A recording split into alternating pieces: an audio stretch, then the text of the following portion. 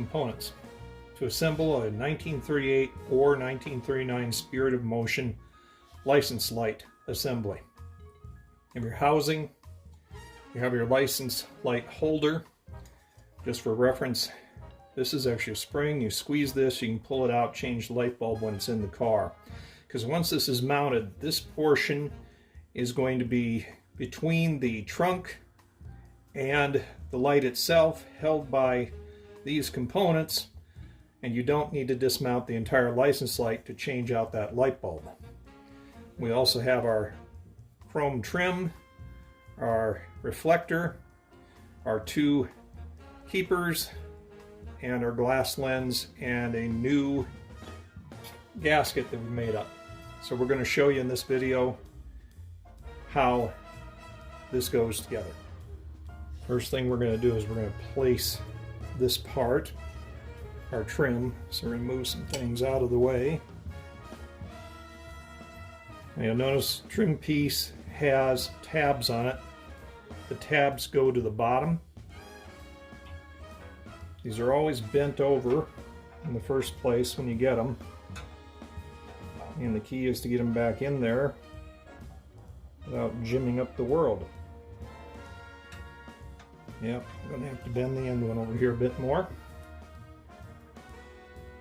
And this was a new old stock part, so they come with the piece installed, but you have to take it off to paint it the color that matched your car. So this, unfortunately, would have been a common thing you'd have to do back in the day if you were a body shop and painting a car for a customer and you were replacing this piece. So now we've got it mounted in there, and we have to bend up the tabs on the inside on the back, which I'll do off camera. You can't see anything with me doing that. That's the position of your chrome trim piece. Next up, we're going to put in our reflector here. Reflector has a keeper, a special stamped threaded piece. You're going to hand tighten this. You set your reflector in here from this side. You go in from the back side and put your piece on there. And I'll tell you, I think people in the 30s had smaller hands than I have, because it's pretty hard for me to start this down in here. My hands are pretty big. You notice I'm suggesting an order to this, because if you don't get this started before you put in your lens here, I don't think you're going to do it, because I'm having to use both hands. Right hand in the back hole, my left hand to hold, as well as using my left thumb to get this all to tighten up.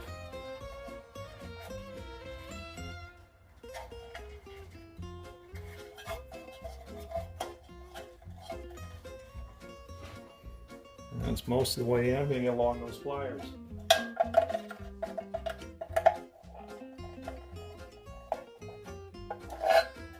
That allows me to give it just a little more tightening so it won't come loose.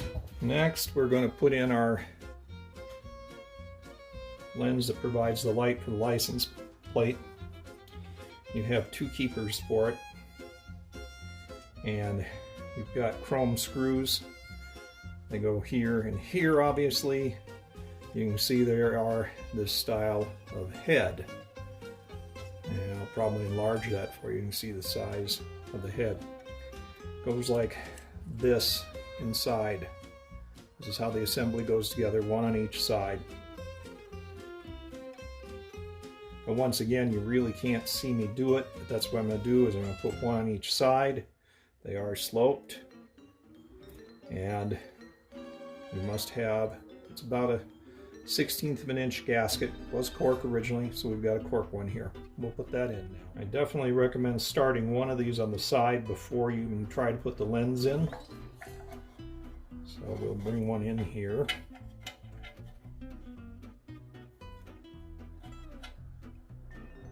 And try to get it to line up on us so I can start the screw.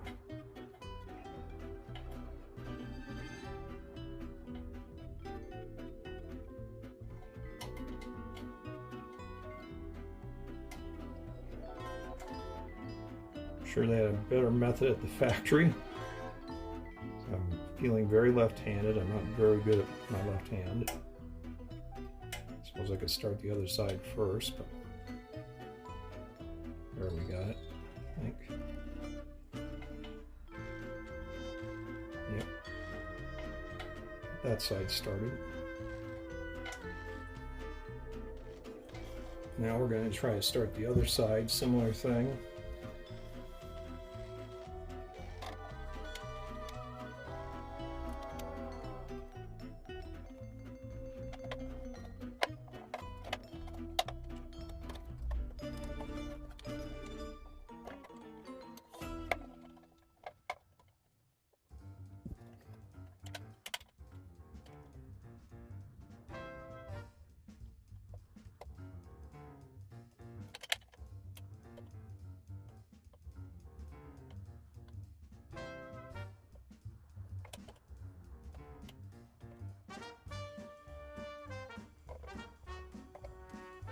Alright, that's finally in. It's quite futzy to do that because everything wants to move, but in the end you get a piece that looks like this. Brush off a couple pieces of dust, but it looks like that, which looks good. This is a drain hole down here, that's what you have here. Alright, so you have all of that. Now the back side is not currently painted. I will paint the back side, but the only purpose of painting the backside is to keep it from rusting. And I want the paint on the other side to dry some before I put any masking tape on it. Yes, it's dry, but it's better to let it dry a few days before you put masking tape on it. The only part that will be visible in the car is a little bit here. That would be the only part from a paint standpoint that would be visible. I'm not worried about any of the nicks or whatever. You're not going to see them, and the factory wouldn't have done anything here except throwing a spray on there so that it wouldn't rust. That's it. That's all they would have done. Wouldn't have done anything else. This assembly goes in like this. And what you would have here, these are 832 on the side. You'd have a lock washer and a screw. Now before somebody puts it in the comments, this is before World War II. The use of a Phillips screw before World War II is really basically not done. Definitely wasn't done on a Graham page. Well, you have a Phillips screw there. Yep, I do. I've got Phillips screws on both sides. And the reason I've got the Phillips screws is I have them in stock. They're stainless and 832. But here's the real reality. You put this on the car, you can never ever see those again. You're going to remove this piece to change out the light. These will never be seen again. But if you want it to be exactly where the factory was, those are supposed to be slotted screws. In this case, as I said, you will never see those. So I've got a pair of stainless Phillips that I'm going to put in here. If Kenny says change them, I'll change them to slotted. The only other thing you have to do is, I'm going to throw these on here so I have them with the assembly. You have to have a washer and you have to have a nut. There's a rubber gasket that goes between this and the trunk lid.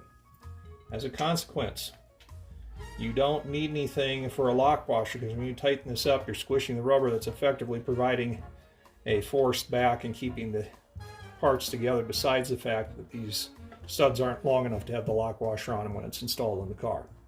So that would be the finish. Other than I've told you, I'm going to paint that back side just so there can be no possibility of rust anywhere, but I'm going to wait a few days for that.